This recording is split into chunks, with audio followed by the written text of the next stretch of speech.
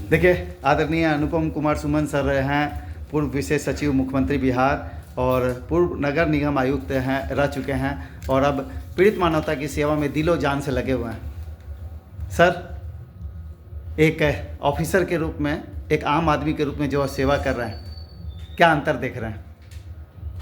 कुछ खास अंतर नहीं है। जिस समय एक ऑफिसर के रूप में, अधिकारी के रूप में हमने यह सेवा, भारतीय सिविल सेवा को ज्वाइन किया था, उस समय भी उद्देश्य यही था कि जो मानवता है, जो गरीब जन है, उनकी सेवा कर सके। जो काम आप लोग आज कर रहे हैं बखूबी कर रहे हैं। और मैं अगर याद करूं स्वामी विवेकानंद को, उनका यह मानना था कि जो मानवता है, जो गरीब हैं, उनकी सेवा ही ईश्वर की असली सेवा है। और आपने तो मानवता और ईश्वरीय शक्ति दोनों को यहाँ पर जोड़ करके रखा हुआ है। आपने यहाँ पर माता वैष्णो देवी का एक मंदिर बनाया हुआ है, उनकी पूजा चल रही है।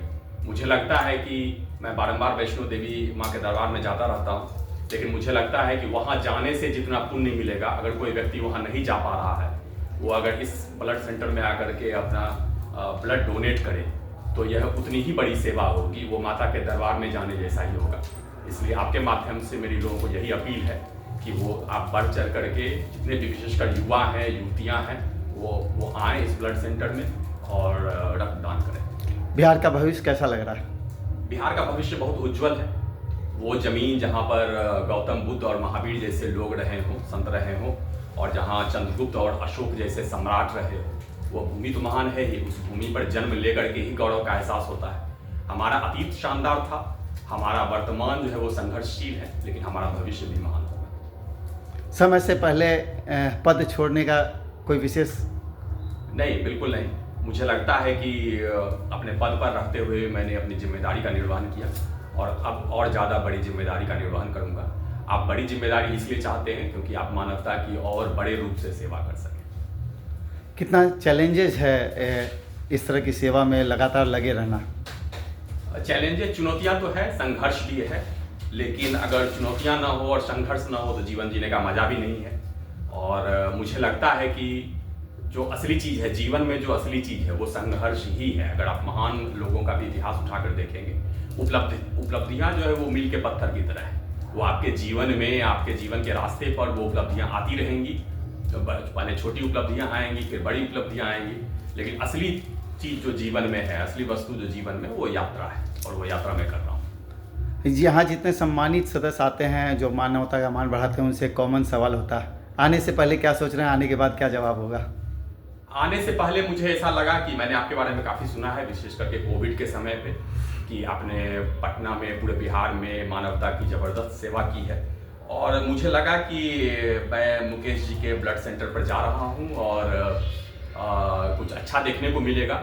लेकिन यहाँ आकर के मैं बिल्कुल आश्चर्यचकित हूँ। मुझे बहुत ही सुखद आश्चर्य हो रहा है कि इतनी विश्व स्तरीय व्यवस्था यहाँ की गई है। हमने हर जगह देखा है, हमने हिंदुस्तान में देखा है, लंदन में देखा है, विदेशों में देखा है, और यहाँ जैसी व्यवस्था आपने करके रखी हुई है, मुझे लगता है पूरी तरह से विश्व स्तरीय है और पूरे बिहार के लिए एक मिसाल है। बिहार में लोग कहते हैं कि स्वास्थ्य सुविधाएं खराब हैं, शिक्षा व्यवस्था खराब है, लेकिन अगर कोई एक व्यक्ति, एक इंडिविजुअल भी चाह ले और उससे सरकारी सहायता मिले या न मिले, कितनी भी उसे परेशानियां उठानी पड़े या कितना भी उसे हतोत्साह किया जाए, लेकिन अगर वो सोच ले तो बिहार में भी अद्भुत कार्य हो सकते हैं। उसकी आप मिसाल है। ये व्यक्ति विशेष का नहीं है सर, ये उन 600 लोगों का तन मन धन लगा हुआ है, श्रम लगा हुआ है, और 13,000 से ज़्यादा लोगों का रक्त लगा हुआ है। तो और 586 शादियों के सफ़र में पूरा समाज साथ में रहता है। जब रात महाराणा प्रताप भवन से कृष्ण मेमोरियल हॉल तक आती है तो लोग जिस तरह अपने बच्चों का स्वागत करते हैं, ऊपर से बारात का स्वागत उसी तरह से करते हैं, नीचे बैंड बाजा के साथ स्वागत करते हैं। तो माध्यम है हम लोग, और हर एक व्यक्ति इस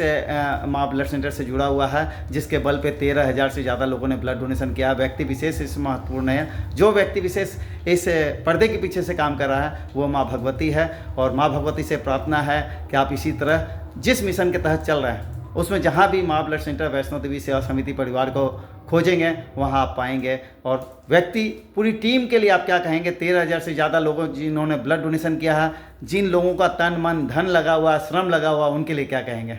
मुझे लगता है कि वो सभी 13,000 लोग जो इस संस्था से जुड़े हुए हैं, वो मुख्यतः माँ दुर्गा से जुड़े हुए हैं, वो माँ भगवती के सैनिक हैं, और उन पर देवी का अद्भुत आशीर्वाद है और उनकी ही प्रेरणा है कि वो आज मानवता की सेवा कर पा रहे हैं। मुझे लगता है कि इस जीवन में उन्होंने जिस तरीके से माँ दुर्गा के सैनिक के रूप में कार्य किया है, वो निश्चित रूप से संसार के सभी सुखों और संसार के बाद मोक्ष के अधिकारी हैं। माँ वैष्णो देवी सेवा समिति परिवार पुनः आपका आभार प्रकट करता है और आपके स्वस्थ रहने की और उज्ज्वल भविष्य की कामना करता है। जय माँ।